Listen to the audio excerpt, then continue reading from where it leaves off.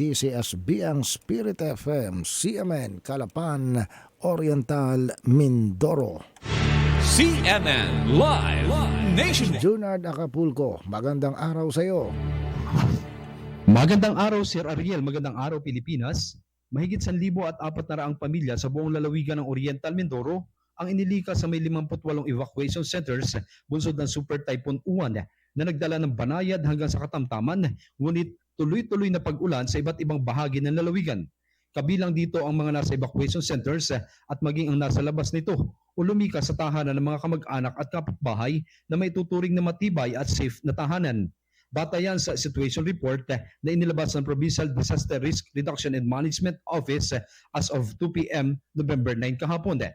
Bukod pa riyan ang 619 na pamilya o katumbas ng 2,031 na individual mula sa 24 na barangay ang lumikas at pansamantalang nanunuluyan ngayon sa mga evacuation center sa bayan ng Nauhan.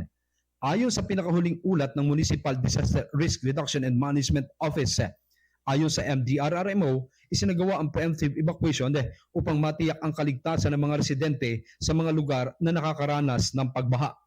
Samantala, namahagi ng food packs ang Provincial Social Welfare and Development Office na pinangasiwaan ni PSWD Officer Sara Magbuo sa mga stranded passengers at drivers sa lungsod ng Calapan na hindi makatawid dahil sa pansamantalang kanselasyon ng biyahe ng mga barko sa Calapan Port na bunga pa rin ng Tropical Cyclone Wind Signal number 2 na itinaas sa buong lalawigan ng Oriental Mindoro bunsod ng bagyong Uwan. Gayon din, namahagi ng food packs ang pamahalaang panlalawigan ng Oriental Mindoro na pinamunuan ni Governor Bons Dolor sa mga stranded na passenger na kasalukuyang nanunuluyan sa sectoral complex. Sa pamamagitan ng PSWDO, layunin ng inisyatibang ito na mabigyan hindi lamang ng pansamantalang matutuluyan kundi ng pagkaing tutugon sa pangangailangan ng mga individual na hindi makabiyahe dulot pa rin ng kanselasyon ng operasyon ng mga barko.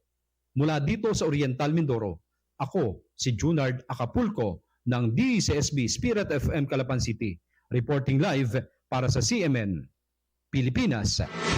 CNN Live Nationwide. Maraming salamat, Junard Acapulco. Mula po naman sa impilan ng DCSB, ang Spirit FM, CMN Calapan, Oriental, Mindoro.